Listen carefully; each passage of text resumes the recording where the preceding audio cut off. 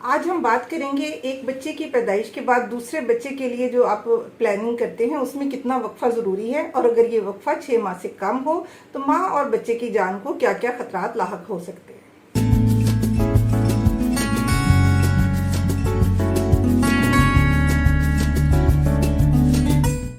अस्सलाम वालेकुम, this is doctor Sameena Taufiq from health with doctor Sameena Taufiq YouTube channel.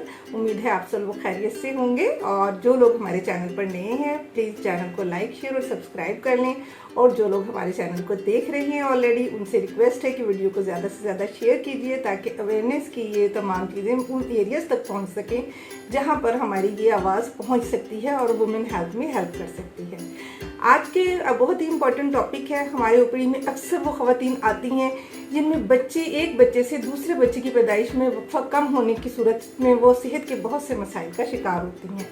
ख़ास तौर पे वो ख़वातीन जब एक बच्चा उनका 6 माह का होता है, इसी दौरान में वो दोबारा प्रेग्नेंट हो जाती हैं, तो उस सूरत में माँ को क्या क्या ख़तरात लाहक हो सकते हैं और बच्चे को क्या ख़तरात लाहक हो सकते हैं, पहले तो हम इनके बारे में बात करेंगे और उसके बाद इन खतरात से कैसे निपटा जा सकता है वो सब डिटेल आपको हम बताएंगे।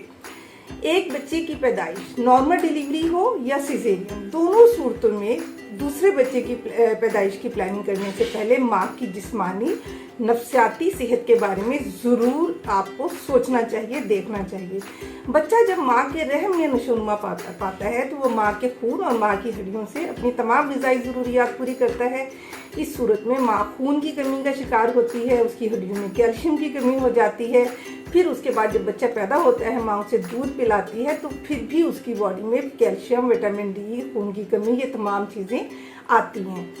तो इसके लिए ज़रूरी है कि एक बच्चे की पैदाइश के बाद मुनासिब तरीके से अपने डॉक्टर से पूछकर जो भी आपकी बॉडी के लिए सूटेबल है बच्चे में वक्फे का तरीका अपनाया जाए ताकि माँ की सेहत अच्छी हो। सेहतमंद माँ एक सेहतमंद बच्चे को जन्म दे सकती है। लेकिन इसके साथ साथ अगर हम आजकल देखते हैं तो जैसे शादियाँ लेट एज में हो रही हैं, कैरियर ओरिएंटेड हैं, फाइनेंशियल प्रॉब्लम्स हैं, तो उस सूरत में वक्फे में बहुत ज़्यादा वक्फे पे लोग नहीं जाते और फ़ौरन प्रेगनेंसी होती है।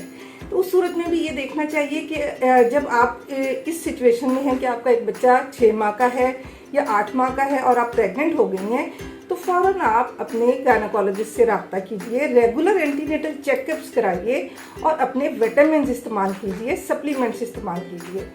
इसके साथ साथ वो तमाम ग़िज़ाएँ जो आपको आपकी सेहत के लिए ज़रूरी आपका डॉक्टर सजेस्ट करता है, शॉर्ट फ्रीक्वेंट मील्स लेती जाइए। हर 2 घंटे के बाद कुछ ना कुछ खाइए। पानी, दूध, जूस, फ्रूट, सब्जियों का इस्तेमाल कीजिए। अंडा और मटन अपने खाने में शामिल कीजिए ताकि आपकी सेहत बेहतरीन हो। मोस्ट इम्पॉर्टेंट, आपकी फैमिली सपोर्ट आपके साथ होनी चाहिए। अगर आपका बच्चा छोटा है, आप प्रेग्नेंट हो गई हैं, अगर आप बच्चे को उठाती हैं तो आपको कमर दर्द का मसला हो सकता है। घर के कामों के लिए भी आपको फुल टाइम सपोर्ट चाहिए। तो जैसे आपको अपने गायनेकोलॉजिस्ट के साथ चलना है, इसी तरह आपकी फैमिली को आपके साथ चलना है। इसी तरह से आप एक सेहतमंद बच्चे को जन्म दे सकते हैं। तो जहां हम आपको बताना चाह रहे हैं कि क्या क्या खतरात हो सकते हैं, उनमें सबसे पहली बात, वक्त से पहले बच्चे की पैदाइश हो सकती है। पैदा होने वाले बच्चे का वज़न कम हो सकता है। और बहुत इम्पॉर्टेंट और ख़तरे वाली बात यह है कि वक्त से पहले आमल अलहदा हो सकती है, माँ को खून पड़ सकता है, जिसकी सूरत में माँ की जान को खतरा लाहक हो सकता है। बहुत ख्याल रखिए अपना। बच्चे में वक्फा आपकी सेहत की ज़मानत है, और माँ सेहतमंद तो बच्चा सेहतमंद। किसी भी सूरत में आप रब्ता करना चाहें तो हमारा कॉन्टैक्ट नंबर इसमें है, आप रब्ता कर सकते हैं।